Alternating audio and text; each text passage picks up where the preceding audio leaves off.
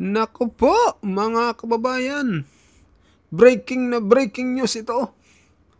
Kiko Matos na artista, no? Bumanat na rin. Grabe mga kababayan. Sabi niya dito, dating mastermind, star witness na ngayon. Nako, binanatan itong si Martin Romualdez, mga kababayan. So panoorin na natin itong video ni Kiko Matos. Eto na. Itinuturo na mastermind, Ulitin natin. aba, Ulitin natin. yung unang itinuturo na mastermind, aba, siya na ngayon ang star witness. Ang galing, di ba? Nakakapagod na kayong mga putang ina nyo. Ako. Sa tingin ko, oras na dapat na wakasan ang malinaw na sistematikong panloloko. Oo, tama. Alam nyo kasi itong gobyerno na to ay nagtatago sa isang poder na tatawagan nating transparency. Kung saan ang katapatan ay sila na daw ang maglalagay sa unahan. Pero ano ang nangyari nang simulan imbestigahan ng infrastruktura ng bansang ito, ang ICI? Para bang naglabas sila ng isang malaking kurtina at nagsara ng pintuan at sasabihan tayo na huwag kayong mag-alala, tiwala lang. Eh wala nga kami tiwala sa inyo, di ba? Kayo ang nagnanakaw ng pera namin, kaya nga kayo iniimbestigahan eh. Pero ang katotohanan, walang tunay na katarungan sa saradong imbestigasyon. Dapat malaman ng taong bayan ang pagdinig ng ICI. Bakit? Paano kami magtitiwala sa inyo? Eh kung sarado yung proseso. Tama. Pera ng taong bayan ang pinag-uusapan natin dito. Yung pera na pinanggagawa ng mga tulay, ng mga kalye, ng mga bagay na magpapagaan sana ng buhay namin, dapat bawat sentimo alam ng tao kung saan ito napupunta. Kasi dugot pawis namin, pagod at puyat namin yan, kaya karapatan namin malaman kung saan napupunta ang pondo ng bayan. Tama. Dapat i-publiko itong mga kababayan yung ICI. Di ba? Tinatago nila. Hindi nila sinasapubliko mga kababayan itong ICI, no? Itong investigasyon. Talagang nakakagalit ito mga kababayan. Pati ito si Kiko Matos, nagsalita na rin. Talagang galit na galit mga kababayan. At sa mga usaping redak-redak na yan, pinapakomplikado nyo lang yung sitwasyon eh. Para lang mapaikot nyo yung mga tao, tas sasabihin nyo na meron nangyayari. Kayo ba? Payag ba kayo na ganun? Ako hindi ako papayag. Ang hinihingi lang naman namin ay yung ganap na walang pagkukubling liwanag. Dapat malaman natin ang mga itsura ng mga taong involved. Dapat alam din natin ang bawat salita, bawat hinga, utot, pag-atubili, pagninig ng boses. Dapat mababasa rin namin ang bawat dokumento, bawat pirma na pipirmahin, at yung porsyentong komisyon na natatanggap nila. Dapat lubos naming naiintindihan kung ano ang nangyayari. Tama. Dahil gusto lang rin naman kasi namin malaman sino talaga ang pinoprotektahan nila. Gusto lang rin namin malaman sino ba talaga ang may tunay na salarin.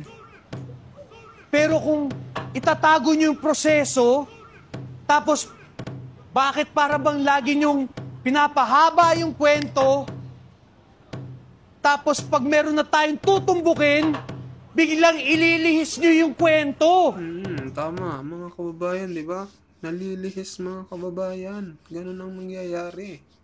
Tapos binabago na naman nila yung kwento. Grabe, katulad ngayon, di ba? Sino yung kinasuhan? Binabalik na naman nila sa confidential funds mga kababayan. May nag-file na naman ng kaso para maiba na naman ang kwento mga kababayan. Nag-file sa ombudsman. Ngayon, iimbestigahan daw ulit si BP Sara.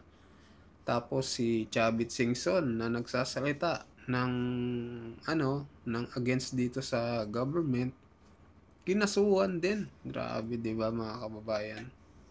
Talagang inililihis nila yung issue sa flood control project. Putang ina, ano ba nangyayari?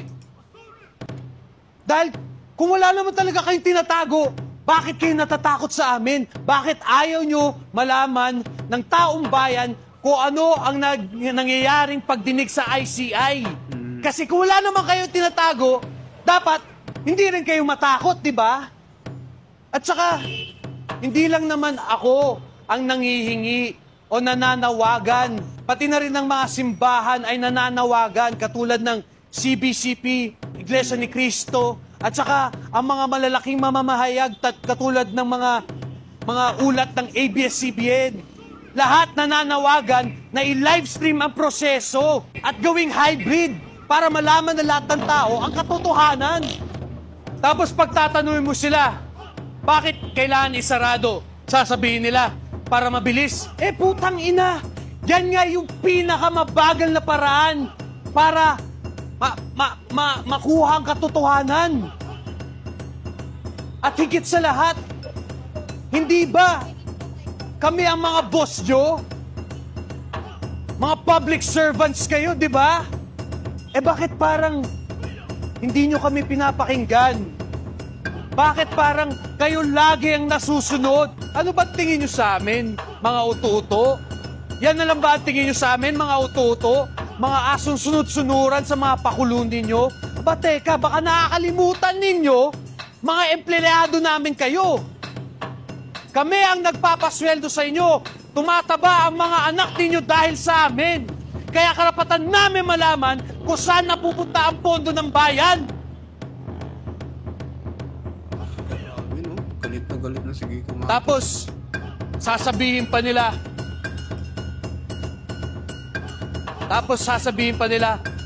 protektahan ng sensitibong impormasyon. Isang malaking kasinungalingan. Dahil ang tanging sensitibong impormasyon na pinoprotektahan nila ay yung mga pangalan at muka ng mga putangin ng mga magnanakaw.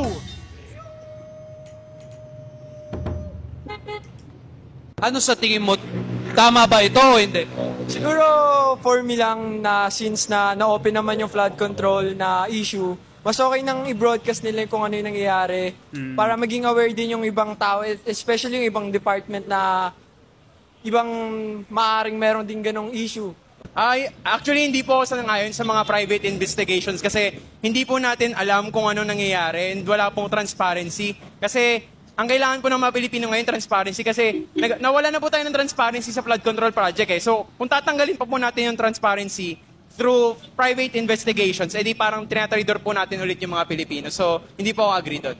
So, kung mananagot lang po ang usapan, edi yung current administration, which is si Bongbong Marcos and si Sara Duterte, both po sila liable sa mga nangyari sa Pilipino kasi sila yung tumatayong pinuno ng sambayanan ngayon sa Pilipinas. And I think dapat din managot yung mga senador na naidadawit ngayon kasi hindi naman sila magbabanggit ng pangalan kung wala namang credible evidence behind it. Yun nga lang, sa justice system natin ngayon, hindi napapatunayan ng maayos kung sila ba may kasalanan o hindi. Usually, nakakatakas yung mga involved na high-ranking official.